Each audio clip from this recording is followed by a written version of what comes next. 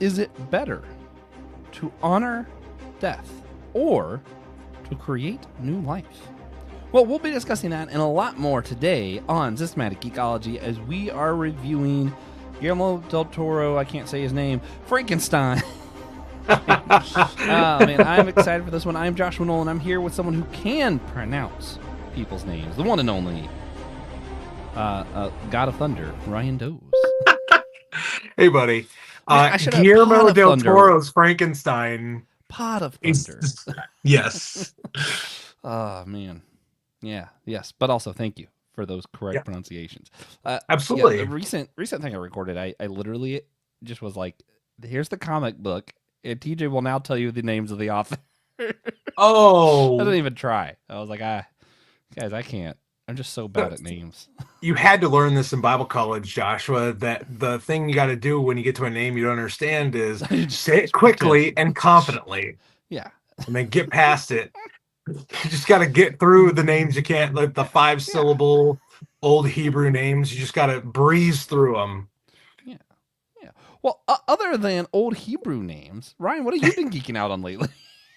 Oh my gosh. Other than this movie, because I'm kind of obsessed with this movie now. Joshua and I talked about it forever ago, and I just watched it a few days back at the time of this recording. And I rekindled my pretty consistent love of Frankenstein adaptations.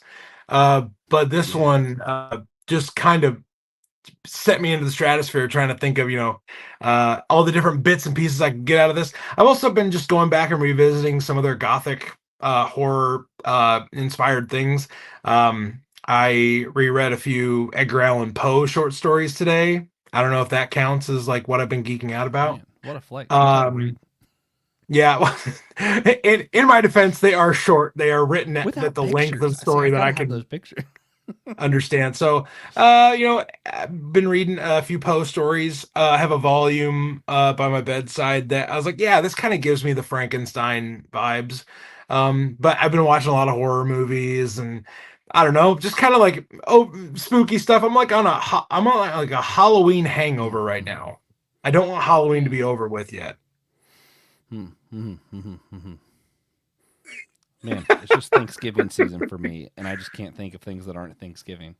But it's an underrepresented holiday in media. It is, unless it's the Thanksgiving Peanuts episode. There's that, and there's a few. Bob's Burgers does it justice. Yeah, that's what Bob's Burgers does Thanksgiving better than most. I currently have 2 turkeys. Can that be what I'm?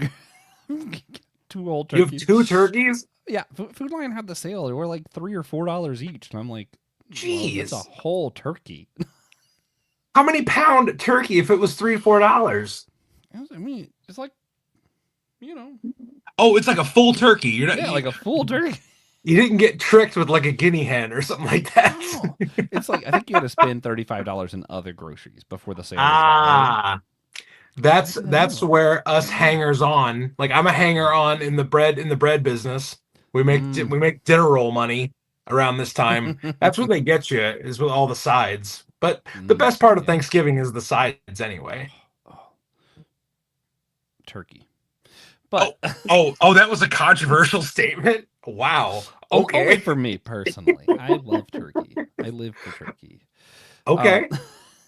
But what I'm geeking out on though, actually, I've been replaying the Jak and Daxter games. So I'm with that. So fantastic. Yeah, it's fun. I'm about to start Jak 2 this weekend. I'm waiting till the weekend because I'm like I need like a solid full day that I can like dedicate to this. Yeah, no, I totally get that. There's some things like Lord of the Rings. I know I need to I need to plan this rewatch. It's not just something I can pop in because it'll take over my life for like 3 nights in a row. I totally get that mentality. That's so true. Yeah. When Tiffany earlier this year was like, we're going to watch The Hobbit and Lord of the Rings. I'm like, great. This is going to be a week-long endeavor. It was great. What week do we want to do this then? She hadn't seen it until this year, and she's actually a bigger fan than Lord of the Rings, so that's a fun take. I wouldn't share that in certain places, but okay. It's okay. Nick won't hear this. I just don't think Nick would care at all. Nick is the kindest He would be individual weirdly supportive. ever. Be like, like what you Yep. like. Yeah, I Yeah. think I think if we were all to get like 2-word descriptors, that might be how you could describe Nick Bulk. Weirdly supportive. Weirdly supportive. Anyway, guys, if you want to be weirdly supportive, you can support our show by rating and reviewing wherever you get your podcast, and leave us the weirdest review. Oh Do it for gosh. Nick. Do it for Nick. Oh Give us a my. high rating with the weirdest review you can think of. Yeah. And, I like that mentality. also, I want to shout out and thank one of our financial supporters today. I'm shouting out James Barrett. You rock. And guys, if you want your own shout out, you can support our show for $5 a month on our website that's in the show's description. Same website. You can also get some free extra content, buy merch, and leave a one-time financial gift on the site without joining as a member. If you're not into that, you don't want to be an official geekologist. It's fine. But with that, let's go ahead and jump into this one. Yeah. And we'll start with our history of the character of Frankenstein. I think most people generally know something about Frankenstein, who he is, or the story, etc. And there's a billion adaptations from Scooby-Doo to Universal to Once Upon a Time. Weirdly enough, I think that might have been the weirdest one, was the Once Upon a Time ABC series when they did Frankenstein. That might have been the strangest. When did they do Frankenstein? Because I dropped off that show. I think a few seasons in. Okay. It was when they were very clearly out of ideas. It was after that point. Oh, that point. When you were like, oh, y'all don't know what you're doing. Because the first few seasons, you're like, oh, this is really interesting. It seems like they had a plan, and then they didn't. Scooby-Doo, I feel like the Frankenstein there isn't really Frankenstein, but that's probably my first introduction, and I was like, I kind of like the vibes. Of this monster. And then the Universal movies is when I was like, oh, this is cool. And eventually I read the book, and I was like, this is so much more than any of the other things made it. Yeah, the other ones. What about you? I know we're big Universal Frankenstein. We're both like big into the Universal adaptation. But other than that, what's your history with the character? I mean, it's probably simplest to say the Boris Karloff version of Frankenstein from the 30s. But if I'm being perfectly honest and not snobby at all about it, it's probably some version of Scooby-Doo. Because I was watching Cartoon Network, I was watching old Hanna-Barbera stuff. So probably a version of Scooby-Doo, but I can't pinpoint exactly what version of the character, because it's Frankenstein's creature is so archetypal.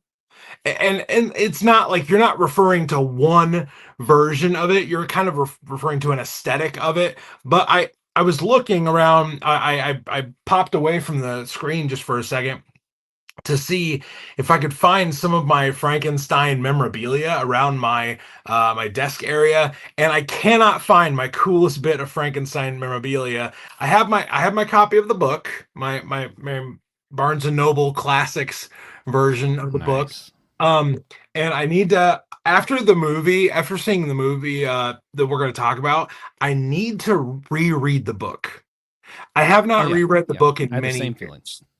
So, listened to a great audiobook version of it. I actually a few weeks ago watched a movie about Mary Shelley, which made me want to keep, kind of digging deeper. But my coolest bit of Frankenstein memorabilia, Josh, is I have a print that I got at North Carolina Comic-Con when Will and I did a panel together, and it is a recreation of my favorite scene from The Bride of Frankenstein, where the monster is smoking the cigar with the blind man in his cabin. And on the bottom of the print, it says "Smoke Good," and that's my favorite scene in any Frankenstein movie. And I love that we got a little bit of an adaptation of that scene in this movie as well. But obviously, Del Toro's version of it. I would say, started with Scooby-Doo. I read the book in high school. and kind of fell in love with it on a deeper level. And then, when I was older, I re-investigated the Karloff movies, and that was where my love of Boris Karloff came from. So yeah, it's been kind of a multi-layered evolution of enjoying the character and the story. Yeah, yeah. Real quick, I do want to shout out Dan Steak S2R. I don't know what your name is. I'm guessing just Dan Steak. Dan Steak. Yeah, people who leave comments. I like to shout out because I like people who pay attention to what we're doing Yeah, when we're yeah. live. So that's kind of cool. But yeah, I mean, as far as all the stuff goes, Bride of Frankenstein is probably my favorite of the Universal monster movies, just It's in totality. But Universal, I don't think they try to do a one-for-one adaptation of the book no, no, no. They definitely at didn't. all. Yeah, but like I feel like you still get some of the same messaging, which is kind of cool. This, however, Right. he still didn't do like a one for one interpretation of the book, but like, dang, it's like, oh, It, this is what I would have thought if I read the book first and you told me we were getting a movie. This is what I would have right. thought the movie. Right. It's not Exactly. Universal's, It's which I it's love Universal's, very but it's very similar to the vibes of the book, with that Del Toro aesthetic, that oh more yeah, abstract kind of fantasy take on a few of the yep, different parts. Yeah. yeah, and possibly just the greatest actors were chosen. Also, shout out Evan, we love you. But I have uh, worked with Evan on a project here on Systematic Geekology. yeah, yeah. If We Evan did wants to the jump in, he can jump in. I believe it was we did the Alien Earth That sounds review. right. That was good Yeah, times. God, love Evan. But man, this movie was so cool. So as far as like the actors, Oscar Isaac killed it. Just Perfect. so much killed it. I was like, honestly, when I first heard it, I was like, okay, like he's a good actor, so I believed he could pull it off, but I wasn't Right. able to like imagine what it was gonna look like. And then like Right. as soon as it showed up on screen, I was like, oh, He like is I got Victor. it. I was like, I get it. That Yeah, this is him. Netflix also released a fantastic 45-minute behind the scenes documentary style look at the production of the movie. And Del Toro, in one of the cutaway interviews, says, I wrote my version of Victor pretty much with Oscar Isaac in mind. So they had a meeting. They were talking about fatherhood and being fathers of sons and being the sons of fathers. And it just felt right to both of them. And I watched a few little clips of Oscar being interviewed for this movie, and he just like went all in with this character. And I love that Mhm. he was able to connect with it on a personal level because you can see it come through in the movie. Yeah, yeah. Well, and it's just wild because like reading the book, it would.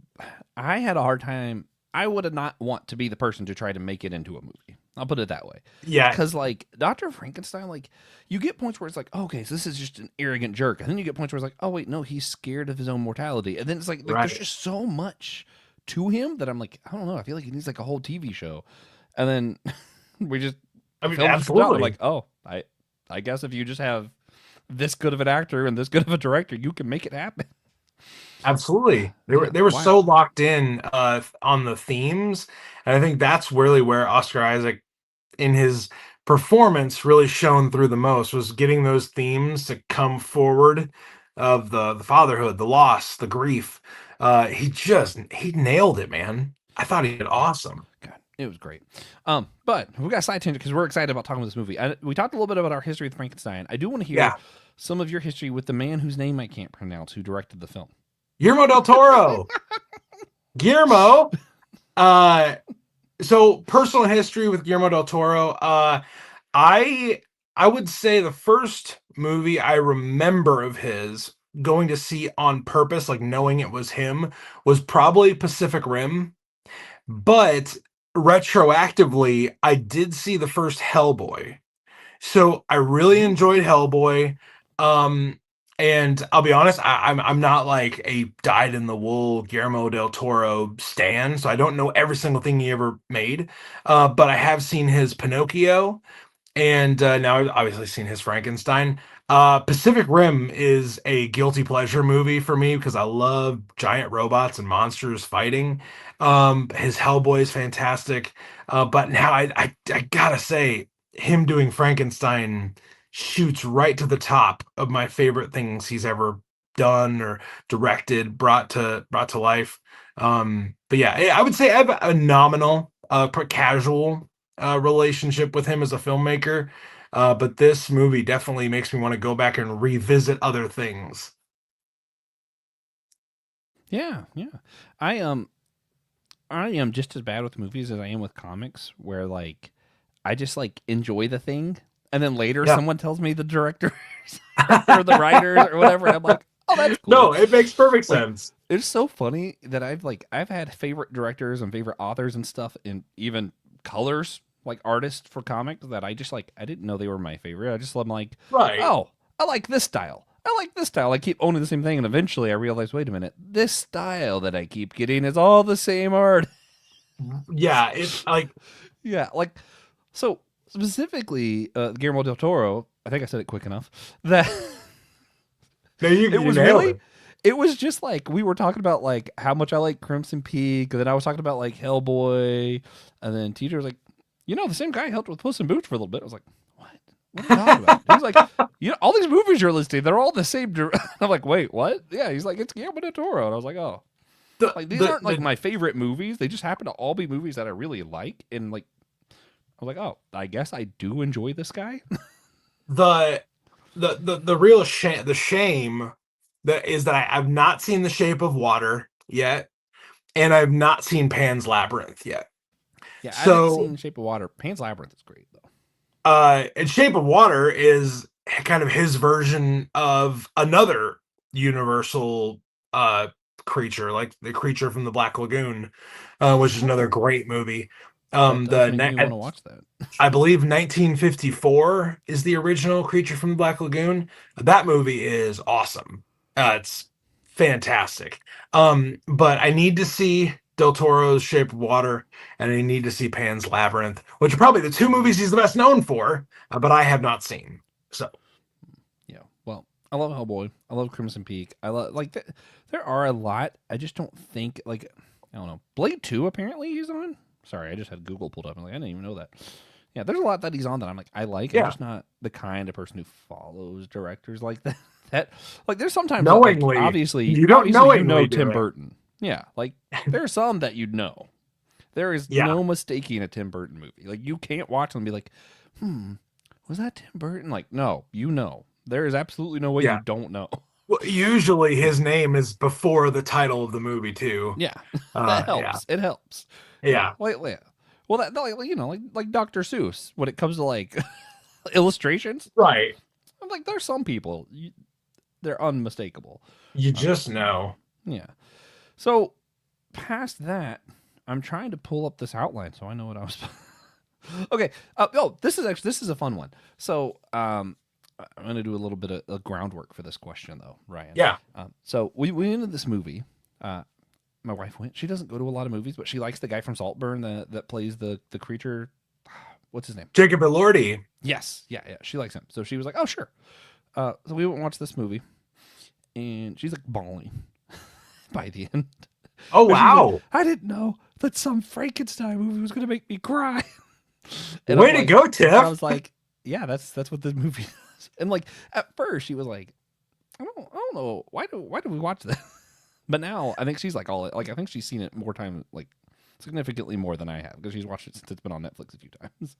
And it's a beefy watch. Like it's 2.5 hours. And you feel a little bit of the pace, but it is kind of a quick 2.5 hours. Yeah, yeah. Oh, Evan's still watching.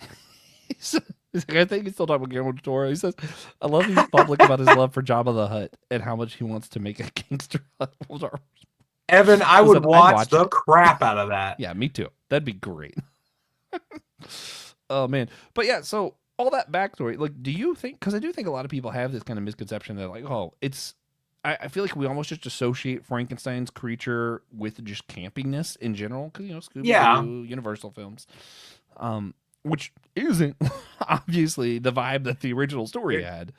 But no. yeah, so it's sort of like misconceptions. What do you think? Is that like the main one, or are there other stuff that you think people going into this So maybe weren't prepared for?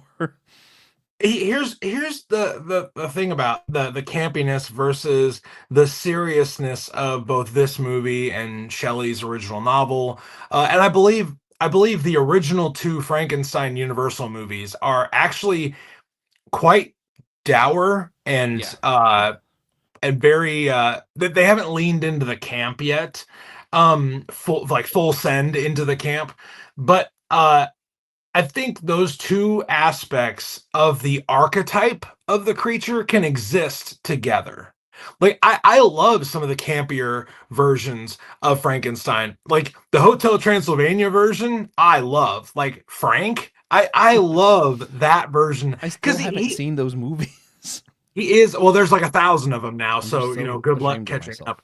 Um, those more fun, light-hearted versions of the character, they can exist and present a version of the character that is obviously it's not that's not in Shelley's novel, Hmm. but then you can have kind of the pop culture campy versions.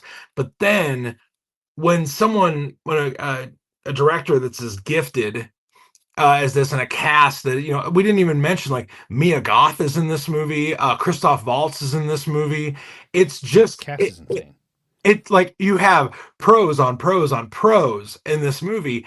And when everyone's locked into making this character come alive again in more of a truer sense, I think you can see where maybe a little bit of the campiness deadens the magic of this. But I walked out of this movie, Josh, just being like, oh my gosh, like Hmm. the themes of the original story were like rekindled. And I, I Yeah. love I love I love how this movie made me feel. And that's not something Yeah. I say a lot with movies. Like, yes, movies can make you feel good, but that sense of like enrapturing that a movie can have with you is what Hmm. this movie did for me. Yeah. Yeah. Well, and I think when you're talking about like the grip that the story has, and then like thinking about the campiness, I think there's more than one similarity between Frankenstein's creature and Link from the Zelda games.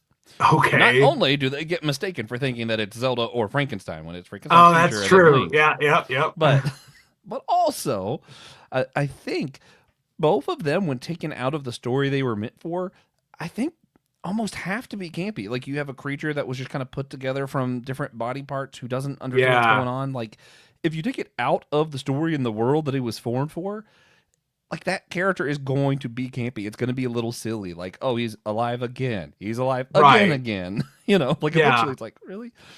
Which is why I'm a little worried about that live action Zelda movie because Link doesn't speak. What do you do with that? Like that's a terrible movie. He's good in How do you his have a main games character without not specific speaking? context. Yeah, but Oh anyway. man, that's great. So if you had to, because I know you seem completely enthralled with the film, which I love it too. But if you had to rate it 0 to 10, how are you going to rate this version of the Frankenstein story? That's so hard. I the number I feel the best with is like an eight, an 8.5, and that's like judging it based on, does it remind me of the original novel? Yes. Does it does it give me the Del Toro like aesthetic vibes? Yes. It's the fantasy aesthetic that he puts into a lot of movies. His thumbprint is over. This is clearly his movie. This is his version of the character. It's not just a nondescript paint by the numbers, 1931 ripoff. And I'm telling you, man, like the behind the scenes stuff is sometimes what makes me love a movie more, because in the pressers afterwards, in the red carpet events, Guillermo del Toro has been very very clear that he thinks AI is freaking crap, and that's the nicest way I can put that. And I couldn't agree with him more, because this is like when you watch the behind the scenes details of movie making, it should make you love that movie more. So if I had watched that and they just like, and then we threw a bunch of AI CGI crap all over Jacob Elordi's body, and yeah, he's the monster. It's like, no, 10 to 12 hours of makeup to be encased in this character, and how that made the creature come alive in his presentation. That that stuff matters. It really freaking matters.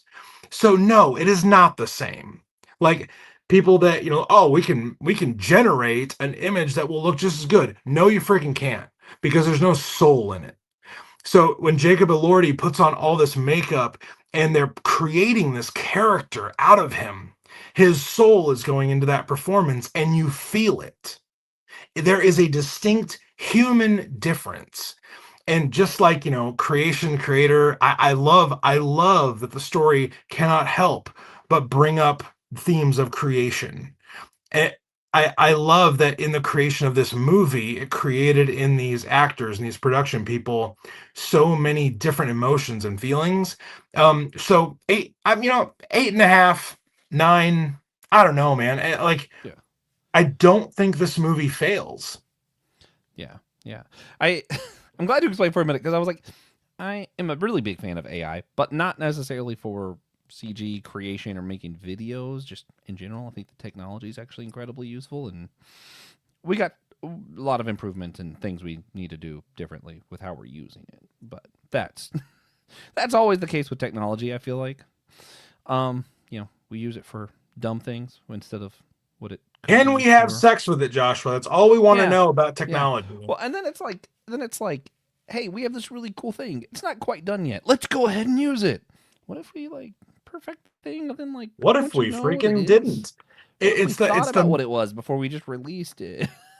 it's the Anyway, meme that you see, like Sarah Connor and John Connor watching you become friends with AI when we made a few movies about it. But like, maybe not, maybe not. Like the T1000 is bad news, man. yeah. I don't think that they had enough ethic committees Oh reviewing some yeah, of these things. Skynet. Yeah, Skynet was really worried about ethics committees. yeah, yeah. Anyway, uh, That's good. moving away That's from so that, good. yeah, if I were to rate a review, see, it's hard because when I give ratings, I try to do it like comparison, not like 0 is a failure, 100's perfect, but more like I'm Yeah, comparing it to other things, like rating it amongst other things. right. And it's almost like I don't know how to rate it. Like if I'm just movies in general, like yeah, 9. It's absolutely one of the Yeah. best movies I've seen. Like period. Netflix movies, it's a 10. It might be the Oh best yeah, Netflix movie I've seen. Netflix movie. It might be an Yeah. 11. Yeah. You're asking me to compare it to other Frankenstein films. I'm like, I don't know, because the thing is, it's a much more genuine depiction of Frankenstein. I loved Right. it, but man, something about those old Frankenstein Universal films are just there's so much nostalgia and magic to them that it's hard for me to let go of those and be like, oh yeah, this was better than those. I don't think I want to Yeah. compare them actually. Like, No, because it's a, yeah. it's a completely different form of movie making. Yeah. It's yeah, but like Karloff, similar to Jacob Elordi, Boris Karloff was encased in this character, Oh and yeah. there, physically, it took a toll on him. But you still see the soul and the humanity come through in so many of his smaller moments, and I think that's where Elordi kind of like Yeah. captures that spirit is in the small moments. He is doing something that is craftsmanlike with his motions, with his expressions, with the tiny like the ticks, and the way he emotes through his vocal range in this movie is actually really incredible too. His voice doing those narrations over the top of his story, I thought it was perfect. Just Oh as yeah. much as Oscar Isaac was perfect for Victor, I think Elordi was perfect for the creature. Oh yeah. Yeah. For sure. For sure. I just too. Yeah. The only reason I wouldn't give it just a 10 point blank is mostly I don't know. It does feel like it's missing that kind of magic. Like it's so I think it just happens too quick for me. I think that's what it is. And it's a really Huh. long movie, and I feel I like I was- still was like, man, we put a lot in here, and I feel like I would have liked it spaced out even like I needed more breathing room. Also, huh. even though I'm ADHD, I am the guy who watches Lord of the Rings only extended edition, so like take what I say with a very tiny grain of salt. Okay. Huh. Yeah. Yeah, but anyway, I Ryan no thinks oh, I'm a freak. no. I know you're a freak. Um, no, but I'm just curious to drill in on that. Like, what when you say it was missing a little bit of that magic, what was I don't know. Is there any other descriptor you can give to that? Yeah, I connected with the character. So yeah, okay. I think this is going to be a weird explanation, but I think that's a good way to put it. I connected with all the characters. I feel like Okay. each individual. I was like, oh, I really felt the character, but the world as a whole, like the Universal Monster movies, I could just hear the soundtrack. You could just have one scene on the screen, and I'm like, I feel something here. Lord of the Okay. Rings, right? Like I just see Shire, and you hear the music, and I'm like, oh, yeah, I feel it. I don't think I feel this world. I feel the characters, and I connect with them. I feel the story, but Okay. like the world itself, I'm like, I don't know. There's just some that's like almost feels lifeless, which probably was intentional, actually. But I don't know. I like Well, having a world that I'm like, I want to just live here. we'll notice like in the major set pieces, like in the Arctic, it's supposed to feel barren. It's supposed to feel empty. We're supposed to feel Yeah. lost and isolated. I Where kept thinking about Pirates of the Caribbean during I don't know why, but I'm just like, oh yeah, that's that one Pirates. Sorry. I, well, I think your critique is fair, uh, and I think that maybe that is a success of the movie that you're drawn more to the characters and the landscapes around it and the setting around it makes you feel the way uh the scene and the layout makes you feel the emotion that the scenery is trying to provide for you. um Yeah. but hey, that totally fair criticism. I don't think it's a perfect movie, but I cannot say what I don't like about it yet. I'll probably have to watch it again and eat some of my words, but I'm okay with Yeah. that. Yeah. I do want to say personally, I could be wrong for you. I do think probably both of us are like overcorrecting for recency bias. Or like we don't want to say a 10 because we just watched it. We're just hype about it. But then, like in a couple of years, we're like, no, maybe it was a 10. Like I could see that happening. Like be like, yeah, because I do that where like I'm afraid of recency bias, and I'm like, I just feel this way right now Joshua, because I just watched it. as your friend, I'm gonna like people listening to this, people watching this. I just want you to hear this. If you have a problem with Joshua liking stuff and being excited about it, I am Ryan Doze on Instagram. Come and fight me over it. Joshua gets to be excited for about whatever he wants to be excited about. And this is where Sorry, we're going to start guys. talking about Kingdom Hearts, Will. Oh no, I actually draw the line Oh, there. that's it. Oh, okay. Well, let's talk about the movie then. Okay. There, when I talk about like the things like that I love so much, the parts that I do love, because I talk about what I criticize. I feel like I need to talk about the stuff I love too. It were all the little moments where like Frankenstein's creature. I I love that I don't like Frankenstein, but Frankenstein's creature had all these moments where he was making these genuine connections with people, Yeah. and then just to see how it was trashed or Right. destroyed or ripped away from him, like I don't know, something about just their ability with these quick little scenes, like with the older man here, where it was like, Yes. how did you like? It's like that annoying scene in Community, like one of the first episodes, and the guy's like, "See this pencil? I'm gonna name it Fred. Snap! Oh, now we all feel something." And I'm like, that's how I feel about so many of these scenes. Like Guillermo del Toro was like, "Okay, you see Frankenstein? He met this family, and now they're dead." And I'm like, And oh, now they're dead. okay. Yeah. But isn't that's the efficiency of his storytelling shows you can get a connection with this older man.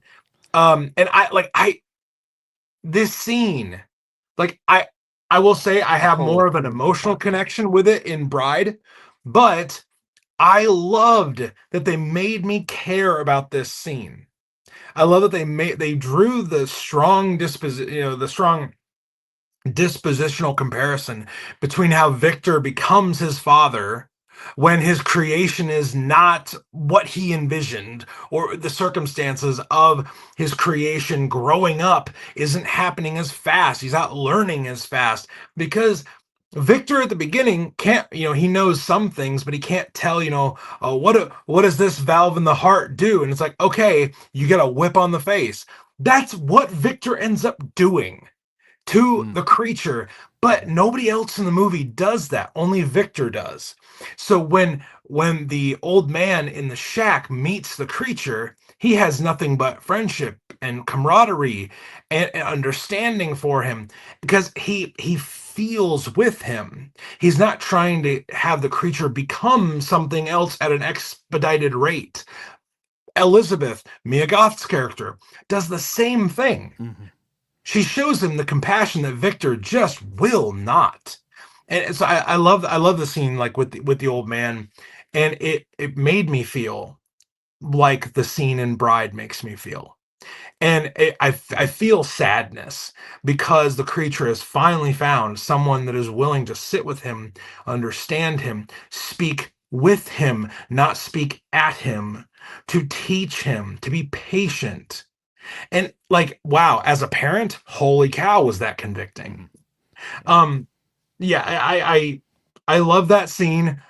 I just you'll never get me to shut up about that scene in any adaptation because I think it's one of the most beautiful pieces of writing and filmmaking. It's so simple, but yet so layered. Yeah. I think to me too, this is where like I'm a little bit of a hypocrite because like part of when I'm like I wanted it longer, it's like I kind of wanted to see the Frankenstein's creature just happy longer. I wanted him to get to spend more time at this house with this old man. Yeah, But I think part of the point is that he doesn't get it that long. It's just like a that glimpse. that is the tragedy of Yeah. it. Yeah. But it's like Is that I want to see more of it before it gets ripped away. It's like I know it'll hurt worse if I saw more, but I still want that because like I still know I still maybe I'm that weirdo who's like what's it better loved and lost than not loved at all. And I'm like I just I wish he just had something for some time, yeah, you know, other than it just quick glimpse here and there. But truly.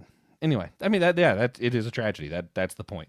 I want to ask you maybe a weird question here. So I don't. Oh, What is the story about basically? Because like at some like I could see multiple answers of this making sense, and maybe it's like yes, all of the above. But like like honoring death. One of the first scenes we see with Dr. Frankenstein, they're doing an image of that. I forget the Latin phrase for "remember your death" that Josh Patterson likes to talk about all the yeah, time.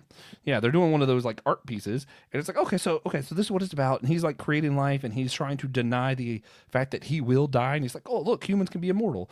But then also you see him trying to play God, and then like you even have like a very clear reference where Frankenstein's creature is like, it's not good for me to be alone, and it's like, oh wait, is this like what happens when we try to be God? And it's a warning to science, or is it like no, about parenting, or is it about where we find meaning, what it means to be a human, what makes us a monster? What is it about? all of it. All of the above. It's about all of it and more. Well, even Mhm. Harlander even says he makes an explicit biblical reference when he says, "Now that we have created our Adam, I Oh will be yeah. next, and Mhm. you will put me inside this body." Victor rejects that because he's already completely diseased through. It's why Harlander, Christoph Waltz's character, it's why Harlander Mhm. is at any expense. He is trying to thwart off death.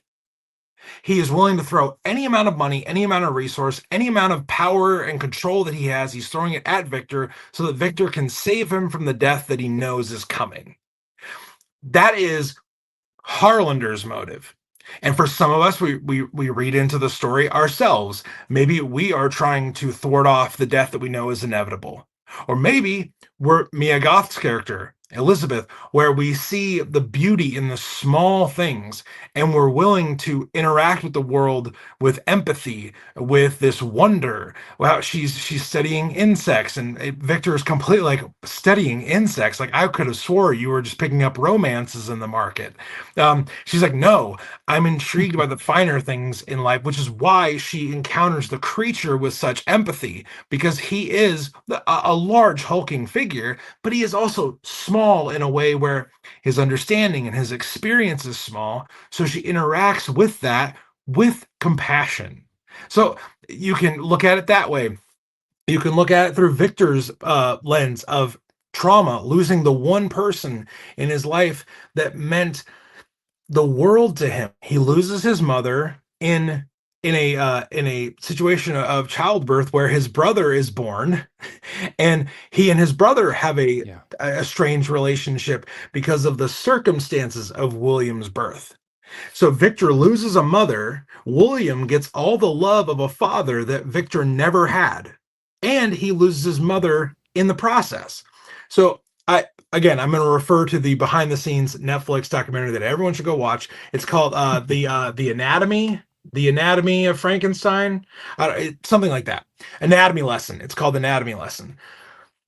Mia Goth in this interview says the beauty of this movie is that it is about many different things. And Del Toro allows you the freedom to come away with your own conclusions. That is, to me, that is the theme of the movie. It raises all of these topics: fatherhood, trauma, death, life, um, living through experience, having compassion on others. It brings all of those topics to the surface and allows you to sit with it. And you get to walk away thinking and fixating on probably the one that stood out to you the most, because it's the one that's most piercing your heart, piercing through all the other different layers. That I think that's the beauty of a good movie, is it brings up so many different feelings. We've referenced Lord of the Rings several times, Joshua. Lord of the Rings does that. What is Lord of the Rings about? It's about many things. Like what is, Second breakfast. That was the point. it, We should have two breakfasts. it's about spreading your carbs out throughout the day. Yeah, that's why Tolkien wrote the Yeah. Other films and movies for me that I go back to. I watch Ridley Scott's Alien movie a lot because the themes are so multi-layered. I watch John Carpenter's The Thing a lot. I watch Star Wars a lot. I watch Lord of the Rings a lot because the themes, it's not just about one thing. It's about this kaleidoscope of human experience. And that is the beauty of it, is that it's not just about one thing. And I'm sorry, that's a kind of a cop-out answer, but I actually do believe it's the real answer. Yeah, I mean, I just set you up for that sermon. It was like an alley-oop sermon, you know. Sorry, I'd say this a lot, but I still got a little bit of that dog in me, Joshua. I like it. I like it.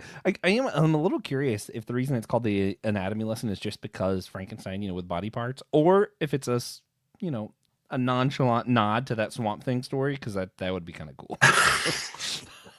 I mean, it's kind of relevant, similar themes. But what I do think is interesting, one of the things messaging wise that stood out the most to me, makes me go, I know they're not going to do it, but makes me go, man, if this version had a Bride of Frankenstein, it would actually be really compelling, because it's the opposite of Mia Goth's character, right? Where like the doctor was starting to fall for her, but instead she's developing feelings and showing compassion to the creature. Right. And then you would have the opposite of that, where the doctor or some doctor is creating something for the creature to have, it's not good for man to be alone kind of deal. And then instead, the created woman creature would then fall in love with the doctor. So you have that opposite thing happening there. Right. And I think it would be really poetic, really interesting to see that in this world. But we won't. Well, I know, probably not in this world. I know, though, Maggie Gyllenhaal, the actress, she is directing a Bride adaptation. Yeah, I think it comes out in like February. Yeah, so I'll be very interested to see that, and maybe we'll come back to talk about The Bride, directed by Maggie Gyllenhaal. I'm absolutely down. I'm here. I'm here for it. All right. So I think my last question. So a lot of people in different theological circles, especially some of the theological circles that we kind of hang out in a little bit, Right. we do this thing of like, okay, so we have this inclination of love giving us meaning or, whatever. And then we put that on God. And we're like, okay, so this must tell us something about the creator or the divine or insert your favorite phrase here to talk about this stuff. Um, Yes. and what's interesting is like, I guess you see some of that here, but really, no. I feel like the creature is just so much more compassionate, so much better than the creator that I'm like, I feel like I can't look at the story and go, well, if this is true on a human level with stuff that we create, I don't think it's fair to then assume everything about us must tell us something about the divine because logically, apparently, it's not always the case. I'm looking in my book for a specific line, but I don't think I'm going to be able to find it. Oh, no. Hold on. I did find it. Uh Sweet. in the so the character of the old man is named DeLacy in the book, and the creature and him are talking about Paradise Lost. And Ooh. there's just a section, Joshua. I promise I will not bore people to tears. But there is a This is a section that reading from the book of it, Frankenstein, it is starting a in reading verse. from the this is for those of you that maybe want to know. It's in the 15th chapter. It's where DeLacy and the old man and Frankenstein's creature are having a discussion about books Mhm. because now the monster can read. Right. Um, and this passage says, I endeavored to crush these fears and to fortify myself for the trial which in the few months I resolved to undergo, and sometimes I allowed my thoughts unchecked by reason to ramble in the fields of paradise, and dared to fancy amiable and lovable creatures sympathizing with my feelings, cheering my gloom. Their angelic countenances breathed smiles of consolation, but it was all a dream. No Eve soothed my sorrows, nor shared my thoughts. I was alone. I remembered Adam's application Mhm. to his creator, but where was mine? He had abandoned me, and in the bitterness of my heart I cursed him. So Mm. obviously the book goes on from there, but Yeah. I love that the creature sees himself as an Adamic character in his own story, and I think sometimes that is really it's really fitting, that we can see ourselves as a creation that might be at times abandoned by their creator, and so when we feel that distance, when we feel that loneliness, when we feel that separation, um, we can tend to curse our creation. There's Mhm. a line in the movie. The rest of this podcast is not a reading, everybody. But the line that the creature says, and Jacob Elordi just delivers so well, that I wanted to read, and I pulled it up here so I can get it done word for word. Um, but he says, an idea, a feeling became clear to me that the hunter did not hate the wolf did not hate the sheep, but violence felt inevitable between them. Perhaps, I thought, this was the way of the world. It would hunt you and kill you just for being who you are. And then a few minutes later, he said, after the hunters have tracked him down, he says, there was silence again, and then merciless life, because he cannot Mm. escape this. He is a created being that cannot escape his own destruction. Now, we are not like that. We are fallible, finite people. But I think it does evoke that emotion from Shelley's novel, where as the created being, you see yourself, and sometimes you curse the one that created you. I think it's a very human thing. Yeah. And usually that's an emotion that, in the church world, to be like, don't curse, it's don't curse God. I think God is big enough. Like, I think God is big enough for your questions. I think God is, I actually think that. I don't think that there's like this Mhm. secret mystery question that God's not ready for. And he's like, oh shit, I didn't study for that one. Like, I love the humanity of this character. I read those things just to remind you that the creature is a very human character, and we are human characters in our own story. So allow yourself to be a human character. Feel doubt, feel desperation, feel loneliness, Mhm. but like know that the cursing out, that can be a cathartic thing. It doesn't have to be something you have to feel guilt for. Yeah. Sorry, Joshua. I Well, apologize. I liked this movie. I love this movie. I quick couple things. One, I like that he has all these references to Adam and Eve, especially when that ties right back into what does it mean to be human, right? Because the Right. name Adam is mankind. Like that's what the name means. So it's like, oh, is he Adam? Am I Adam? Are you Adam? Which I think also is what we're supposed to do when we read the Genesis story, but just gonna leave that there. But also, you talk about cursing God and like you think God's big enough to take it. This is what I thought of just personally, and then I'm ready to move on if you are, because I know we got places to be, things to do. We do. Um, I am a manager at a restaurant, and for me personally, when I have the workers who are nice to my face but don't actually do anything, and they're just sucking up whatever so that they can get by with not doing crap. Here's a secret: I don't like those workers. I'm not a fan. But the Hmm. workers who complain and talk about me behind my back and say all the mean things because they're just disgruntled because they're working so hard and they're tired, I'm like, oh, they're tired. I get it. You need someone to blame. If it's me, that's cool. But guess what? That's the person who got the job done. And at the end of the day, I like that person who said some really mean things about me way better than the person who sucked up to me. Wow. Yeah. And I have to feel like, and I'm not trying to say, God feels everything I feel because we just talked about that. But I have to think, God's big enough that he's probably like, yeah, cares more if you're doing the work of the spirit or Yeah. however you want to word it, the work of love in the world, more so than if you're saying nice things about him. I feel like he probably Yeah. cares more about that. Yeah. I Joshua, can I Also, sorry that I said he, Leah. I think the divine cares more about that. I am actually trying to do better about that. It's just I know Leah's the one that would absolutely say something, so I had to make it funny. you misogynistic asshole. Yeah. Um at some point towards the end here, I just want to fit in one more thing from the Yeah, go movie. for it. One more line. Um because I think it's a great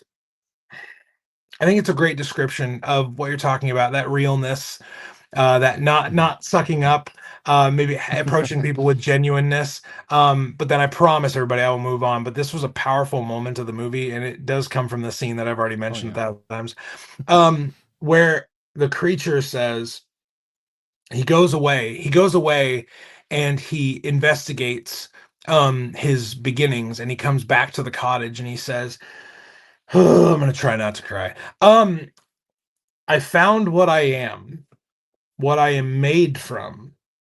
I am a child of a charnel house, a wreckage assembled from refuse and discarded dead. I am a monster. How many of us have felt that? Mm. But then the old man replies, I know what you are. You are a good man, and you are my friend. Whew. I got through without crying, Yeah. Jonathan. Yeah. Um, I'm impressed, personally. it's such a beautiful scene. And if you can't see your fellow man in that way, especially at the depth of their despair, my goodness, has the humanity been diminished in you then? But to look at somebody who sees nothing in themselves but terribleness and mistakes and awfulness, and to reply, I know what you actually are. You are my friend. Because Mhm. that it insists on closeness. It insists on compassion. It insists on empathy. Um, Mhm. and I just think the world would be a better place if we Yeah. replied to people like the old man replies to the creature. Yeah. I fully agree. And I'm going to be the cheesiest kind of Christian who tells you about a Lecrae song. Oh my God. So last year, Kendrick Lamar mentions drops Lecrae's name in a song that's "Let the Party Die," and and in it he's like, I asked myself, what would Lecrae do?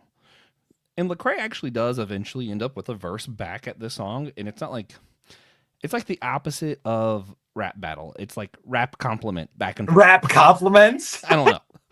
But it's so funny because like he talks about like what would Lecrae do, and he has this thing. He's like, the blood of Uriah is on my hand because I'm that killer who had Bathsheba in his quarters. I'm that, and he doesn't say the word because Christians are cowards sometimes. Who let Eve taste the fruit of death? I'm that sinner. I deserve death with these liars and the hypocrites, fake tough rappers who fabricate their predicaments. And he just goes on. He's like, I'm the real evil sometimes.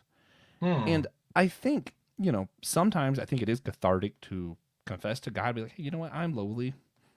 I also think it's important we have these moments with each other. That's why we are the body of Christ. We're not, the body who looks up to Christ somewhere. I think it is important that we are in community. I don't think necessarily it has to be Christian community personally, but I think it is religion is helpful sometimes in these cases. Yeah. But you have to sometimes look at yourself and you know what? Actually, I get what you're saying, and I'm happy that you complimented me. You said, what would Lecrae do? But like, I like that he's like, but also, I got to be honest with you. Sometimes I feel like I am the monster. I'm that sinner. Yeah. I'm the liar. I'm the murderer. And maybe you're not literally all of those things, but like, it's important, I think, to acknowledge when we feel those things. And again, genuine. I think maybe a large part of this film is just remembering that we should be genuinely human. Yeah, and that's okay. It's even a good thing. I better than trying to be Frankenstein. It's a great thing. Yeah, don't be Dr. Frankenstein. Just be human. Because I think that was his problem. He was trying to be more than human, and we saw how that ended. Yeah, and we'll keep seeing it as this story keeps getting told over and over. Anything else before we wrap up, Ryan? No, man. You have allowed me to speak on Frankenstein for almost an hour, so I owe you a favor. I owe you one Kingdom Hearts conversation at a later date, but I get to choose when. Listen, it's when Kingdom Hearts 4 drops and they have a Marvel world and Thor is there. Then I should be on Across the Bifrost to talk about. Pencil me in for it. Just don't expect me to have a lot of punch back because I know nothing. Just know Kingdom Hearts 4 will probably drop in like a decade, so you probably don't have to worry about it. I have time. Oh man. All right, so let's go ahead and sorry, we just have too much fun together, man. This is why we can't do this regularly. It's I love it. Let's jump to this wrap up. We'll do a bonus question. Sweet. That people watching live will get, and then other people will have to go to become an official member if they want to hear the bonus. It's what might it be like for Guillermo del Toro to make the next Marvel's Thor film? It would be insane. I did have this thought. We gotta wait. Gosh. Fine. So I can edit this later. Fine. For now, we're gonna give a recommendation. Other than you have to check out because Ryan is prepared for a great answer to this. My recommendation right now is gonna be. I'm literally just like the thing next to me. The Supernatural comic book is actually pretty good. I think they changed some of how the characters are depicted to not my favorite, but if I'm taking a story on its own and not being like, oh, that's not literally the exact same as Dean. So I got over myself and enjoyed the story for what it was. It was pretty great. Sorry. Jared Padalecki's visage is hard to recreate. Yeah. So gosh darn handsome. That's the problem. That is the problem. But Ryan, what about you? If you have a recommendation for those listening? So earlier on, I said that I've been rereading some Edgar Allan Poe. I really am vibing with The Mask of the Red Death right now. The idea of a elite class shutting themselves away from the sorrow and death of the world, who believe themselves inescapable, coming to a very inevitable end despite their best efforts. For some reason, that's just like hitting me right now. But go read, like online, just go read or listen to a YouTube reading of The Mask of the Red Death. It's a very quick read, but I do think there's some really powerful, cool imagery in there that is very current. All right. I might have to take you up on that tonight. Yeah. Also, what you guys should take us up on tonight is to be like Nick and be weirdly supportive.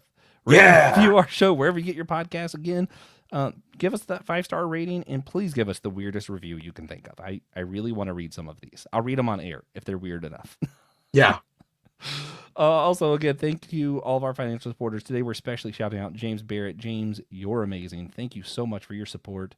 I want to remind listeners that you too can get your own shout out by supporting our show for $5 a month on our website. That's down below in the description. Again, same website. You can get some free extra content if you don't feel like signing up. You can buy some merch. You can leave a one-time financial gift without becoming a member if you don't want that like monthly thing looming over you.